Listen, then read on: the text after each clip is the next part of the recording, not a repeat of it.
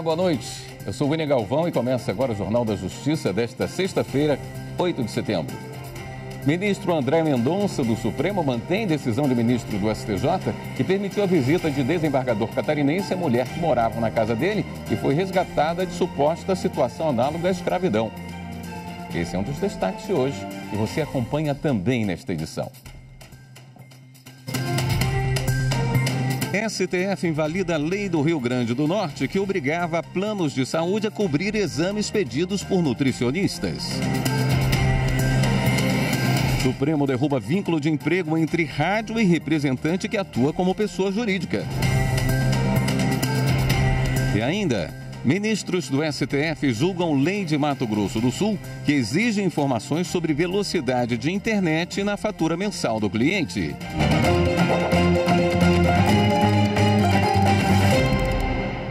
O ministro do Supremo Tribunal Federal, André Mendonça, negou liminar contra ato de relator do Superior Tribunal de Justiça que permitia a visita do desembargador Jorge Luiz de Borba, do Tribunal de Justiça de Santa Catarina, e da esposa, Ana Cristina Borba, à instituição onde está Sônia Maria de Jesus, desde que preenchidos certos requisitos.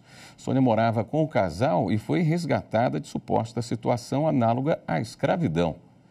A Defensoria Pública da União buscava no STF o afastamento imediato da decisão do ministro do STJ. André Mendonça, no entanto, negou o pedido de liminar da Defensoria e pediu informações ao relator do inquérito naquele tribunal que investiga a suposta prática do crime. Ele ainda frisou que o ministro do STJ é o responsável pelas investigações e, assim, a autoridade mais próxima dos fatos, com melhor capacidade de avaliação dos elementos do processo e afirmando que não houve ainda manifestação colegiada do STJ.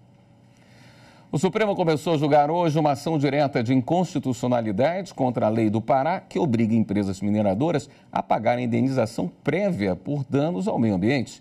A reportagem de Amanda Mustafa. A lei foi questionada no Supremo pela Confederação Nacional da Indústria. A CNI argumenta que o Estado não pode exigir pagamento de indenização para só aí autorizar que as empresas mineradoras atuem. Segundo a Confederação, a Constituição Federal impõe às empresas exploradoras a obrigação de recuperar o meio ambiente degradado e de pagar os danos apenas quando as regras de recuperação não são cumpridas. A ação pede que o STF declare que a lei do Estado do Pará é inconstitucional. A ação tem correlação clara e direta com a Agenda 2030 da Organização das Nações Unidas, que traz os Objetivos de Desenvolvimento Sustentável para esta década. O Objetivo 15, sobre a vida terrestre, trata da adoção de medidas para a proteção, restauração e uso sustentável dos ecossistemas terrestres, como o solo, matéria-prima explorada pelas empresas mineradoras. O julgamento será pelo plenário virtual e tem como relatora a ministra Rosa Weber. Os ministros têm até o dia 15 de setembro para apresentar o voto. Também em sessão virtual, os ministros do STF julgam a ação contra a lei de Mato Grosso do Sul, que exige informações sobre velocidade de internet na fatura mensal do cliente. O relator é o ministro Alexandre de Moraes. Repórter Marta Ferreira. Para acessar conteúdos e serviços digitais, é preciso ter uma internet de qualidade. Ninguém gosta de ficar esperando uma conexão lenta.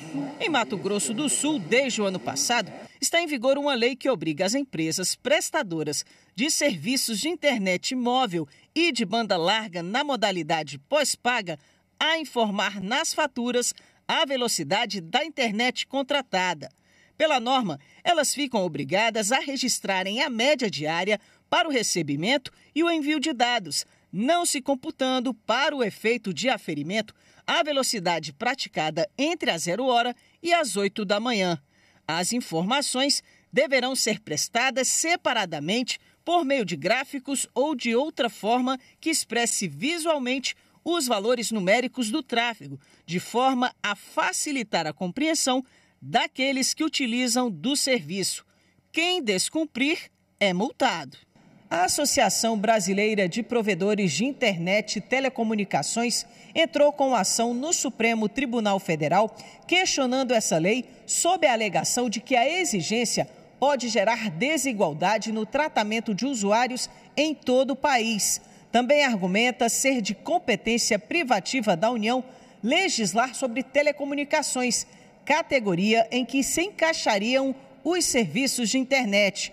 A Brint alega ainda que cabe à Anatel avaliar se a prestação de serviço pelas empresas atuantes na área está de acordo com as metas estabelecidas na concessão e criar obrigações e regulamentações para o setor, sempre em observância à legislação federal.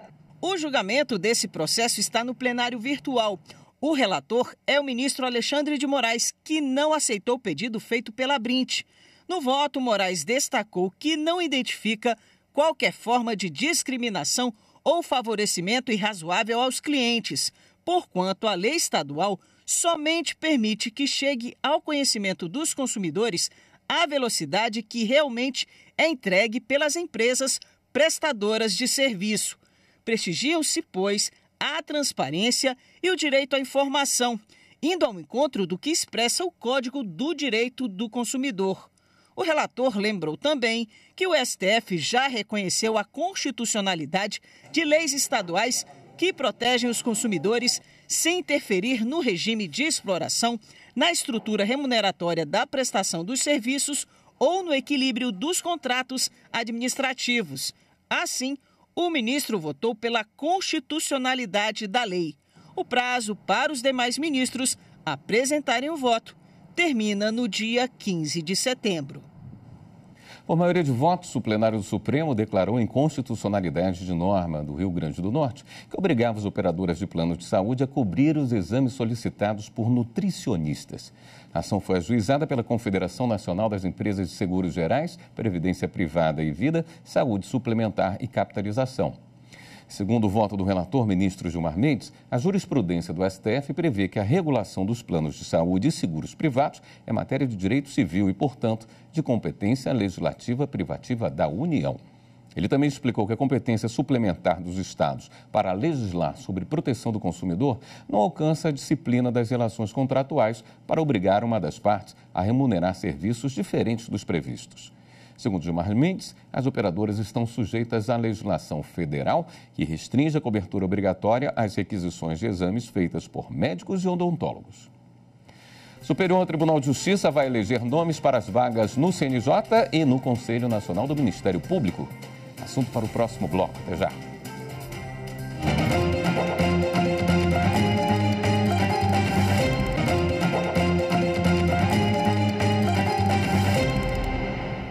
O Pleno do Superior Tribunal de Justiça vai eleger nomes para vagas no Conselho Nacional de Justiça e no Conselho Nacional do Ministério Público na próxima quarta-feira. As informações com a repórter Samanta Peçanha. Serão preenchidas 2 vagas no Conselho Nacional de Justiça, o CNJ, reservadas a desembargador federal e a juiz federal, e uma vaga no Conselho Nacional do Ministério Público, o CNMP, destinada a juiz estadual. O mandato é de 2 anos. A sessão no Pleno do STJ será presencial na próxima quarta-feira, 13 de setembro, às 10h30 da manhã. Após a escolha, os nomes seguem para o Senado Federal, onde os candidatos serão sabatinados e aprovados antes da nomeação pelo presidente da República. A lista de inscritos pode ser consultada no site do STJ. A terceira turma do Superior Tribunal de Justiça decidiu que as partes devem pagar a taxa judiciária ao fim do processo, se houver essa previsão na legislação estadual, mesmo que tenham feito acordo antes da sentença. Quem tem os detalhes dessa decisão é o repórter Rafael Porfírio. No caso analisado, a execução foi extinta após acordo entre as partes para a quitação do débito, tendo a sentença determinado o levantamento da penhora de imóvel e o pagamento de custas finais pelos executados, o que foi mantido pelo Tribunal de Justiça de São Paulo. A Corte Estadual entendeu que a taxa judiciária não se enquadraria como custas remanescentes e deveria ser paga. No STJ, as partes alegaram que a definição de custas remanescentes engloba todos os valores devidos ao final do processo, incluindo a taxa judiciária cobrada pelo Tribunal de Justiça de São Paulo. Eles alegaram que o Código de Processo Civil tem o objetivo de incentivar a autocomposição de forma a exonerar os litigantes de boa-fé do pagamento das custas processuais remanescentes, caso busquem um acordo antes da prolação da sentença. A terceira turma negou o provimento ao recurso especial. A relatora, ministra Nancy Andrighi, explicou que se determinada legislação estadual prevê o recolhimento da taxa judiciária ao final do processo, como ocorre, por exemplo, no estado de São Paulo, as partes não estarão desobrigadas de recolhê-la, já que não se confunde com as custas processuais e, portanto, não se enquadra no conceito de custas remanescentes. Uma empresa de vigilância do Paraná foi condenada por dano moral coletivo em razão de assédio sexual cometido por um superior hierárquico contra 2 empregadas. A 7ª turma do TST determinou que os efeitos da condenação se estendam a todas as localidades e estabelecimentos da empresa. A reportagem é de Michele Chiapa. O número de mulheres que já sofreram alguma forma de assédio assusta. Em 2022, foram 46,7%, segundo dados de uma pesquisa quantitativa realizada pelo Instituto Datafolha, em conjunto com o Fórum Brasileiro de Segurança Pública. De acordo com o levantamento, 41% das mulheres entrevistadas já sofreram cantadas e comentários desrespeitosos na rua. 18% disseram que o assédio veio do próprio ambiente de trabalho.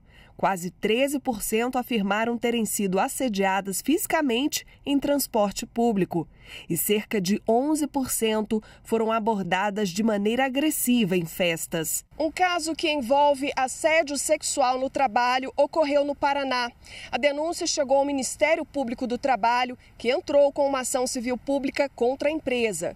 2 vigilantes contaram que o chefe tentou beijá-las na boca e enviou diversas mensagens obscenas pelo celular. Uma delas teria recebido um convite para sair.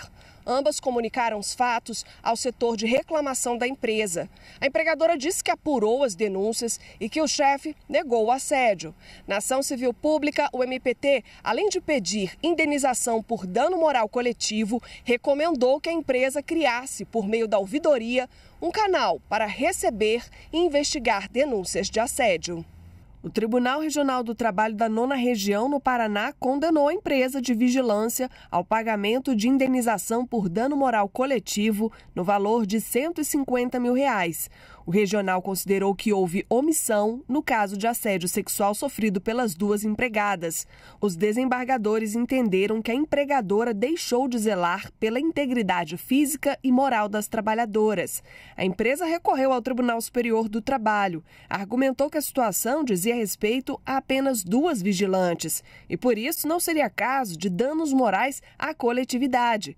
Mas o relator na 7ª turma, ministro Evandro Valadão, observou que a empresa tomou apenas o depoimento do empregado acusado de assédio no procedimento interno e que o sistema de reclamação da empresa não se mostrou eficaz. Quanto à questão do dano moral coletivo, o ministro explicou que a ofensa ultrapassa a esfera de interesse meramente particular do ser humano, por mais que a conduta atinja igualmente a esfera privada de indivíduos. É uma ação civil pública. Que legitimado está o Ministério Público do Trabalho, porque trata de direitos individuais homogêneos, então na forma, conforme o artigo 81, parágrafo único 3 da Lei 8.078, Código de Defesa do Consumidor, que deve ser aplicado subsidiariamente nesse caso, pode ser tutelado por mediação coletiva. O ministro Cláudio Brandão concordou com o relator e destacou a importância de se considerar o protocolo para julgamento com perspectiva de gênero na análise do caso, conforme estabelece a Recomendação 128 do Conselho Nacional de Justiça. Aqui revela uma situação dos fatos narrados no processo de um ambiente bastante tóxico, em que se coisificava a mulher. E em temas como julgamento com perspectiva de gênero, presidente, é importante afirmar a liberdade da mulher, sexual inclusive, para reprimir, como nesse fato havia a repulsa, a comportamentos que são absolutamente danosos à personalidade da mulher. Diante da extensão do dano e do caráter pedagógico da medida, o colegiado considerou razoável o valor fixado pelo regional e a decisão ficou mantida. A turma determinou ainda que os efeitos da condenação se estendam a todas as localidades e estabelecimentos da empresa. Ainda cabe recurso. O Ministério Público Federal encaminhou à Justiça uma denúncia contra 3 acusados de integrar um esquema ilegal para mudança na gestão do Instituto Evandro Chagas. Repórter Madeleine Machado. O Instituto Evandro Chagas atua na pesquisa científica, apoio à vigilância e ensino voltados para a produção, disseminação e divulgação de conhecimento e inovações tecnológicas que subsidiam as políticas de saúde e está vinculado à Secretaria de Vigilância em Saúde e Ambiente do Ministério da Saúde e tem unidades em Belém e Ananindeua, no Pará. De acordo com a denúncia do Ministério Público Federal, os réus participaram de um esquema criminoso de corrupção ativa, corrupção passiva, tráfico de influência e falsificação de documento particular, para que um deles, que era servidor do Instituto, fosse nomeado diretor-geral substituto do IEC. Entre janeiro e agosto de 2019, um dos acusados obteve recursos financeiros do interessado no cargo para subornar agentes públicos com poder de influência na nomeação. As investigações mostraram ainda que o interessado na nomeação foi responsável por uma série de crimes contra os cofres do Instituto, praticados em conluio com o proprietário de uma empresa de produtos hospitalares, que mantinha uma espécie de conta corrente e creditava ao servidor um percentual sobre os valores que recebia do Instituto. A seguir, STF derruba vínculo de emprego entre rádio e representante que atua como pessoa jurídica. Voltamos em instantes.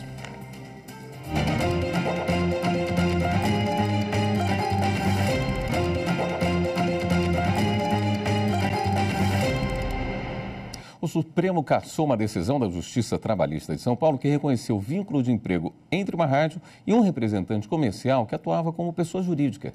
Repórter Amanda Mustafa.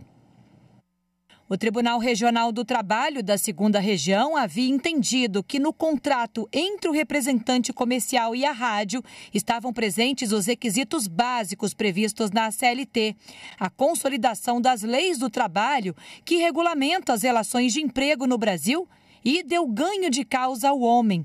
Mas, no Supremo, a rádio alegou que a contratação foi feita por meio de pessoa jurídica em razão da natureza do serviço e sustentou que é como PJ que o homem oferece serviços ao mercado. E foi esse o entendimento do relator do caso aqui no Supremo, o ministro Cássio Nunes Marques. O ministro lembrou que o STF reconhece como lícita a terceirização de atividades fim e de atividades meio e fixou a tese de que, nesses casos, não há relação de emprego entre a contratante e o empregado da contratada.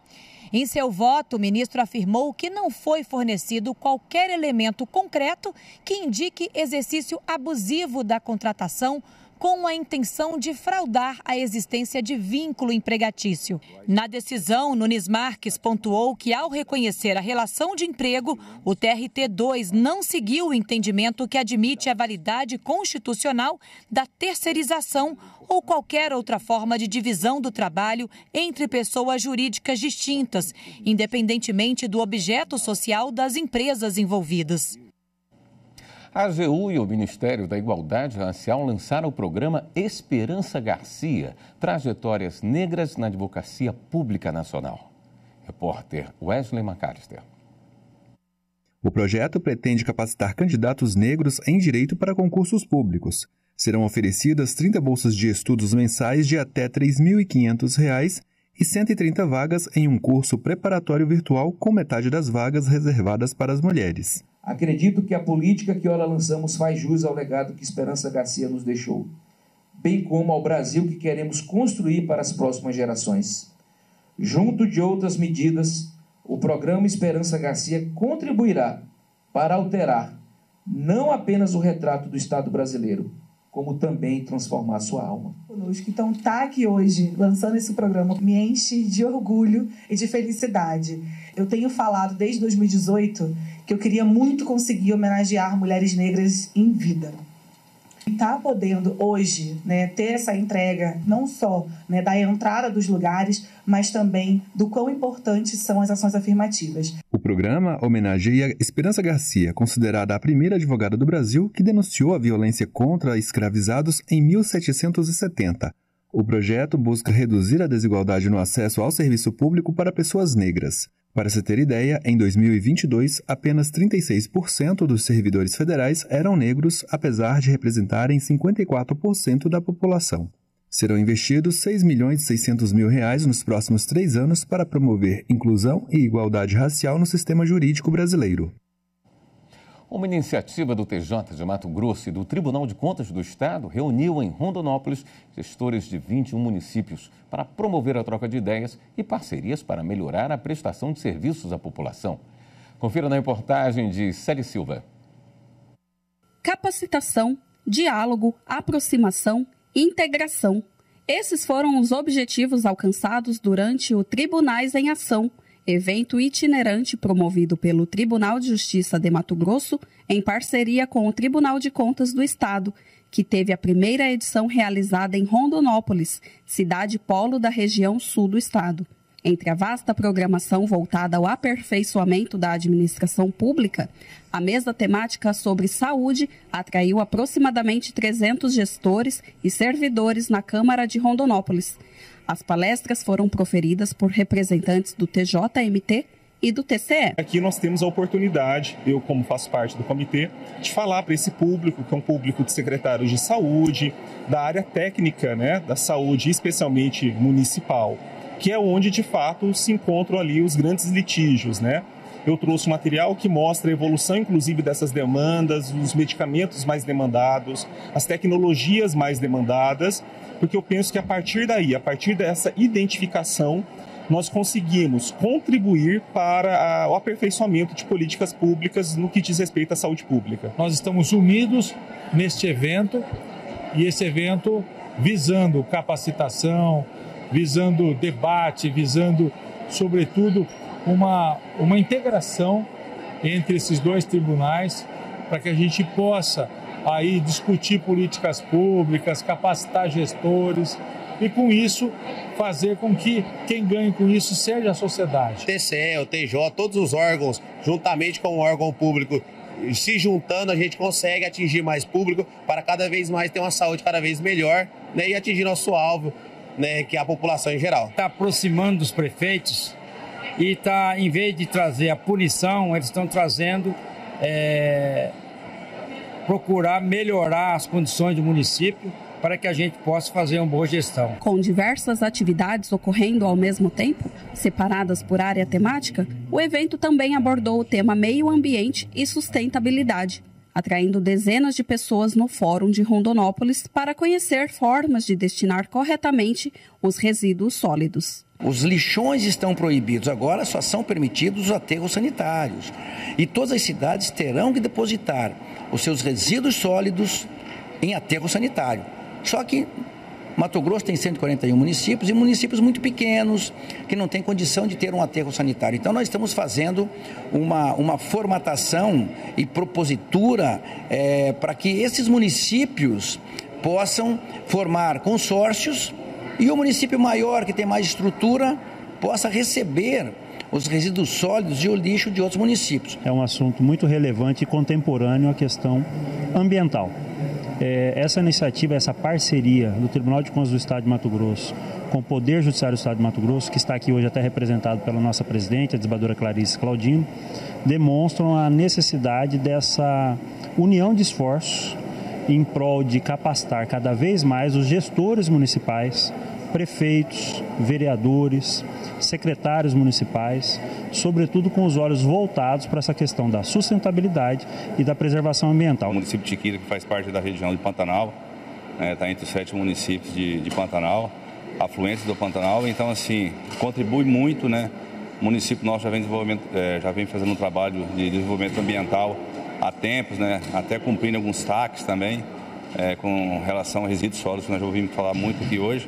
Então, assim, é importantíssimo, O Tribunal de Contas, o Tribunal de Justiça vem debater aqui com os prefeitos da região, com os vereadores da região e a população também pôde participar. É um momento de grande relevância.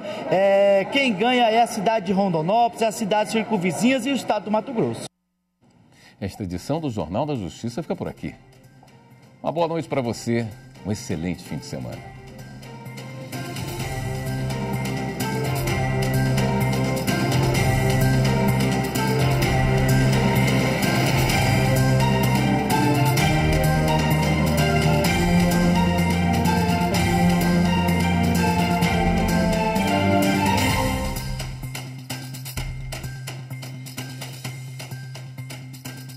Obrigado.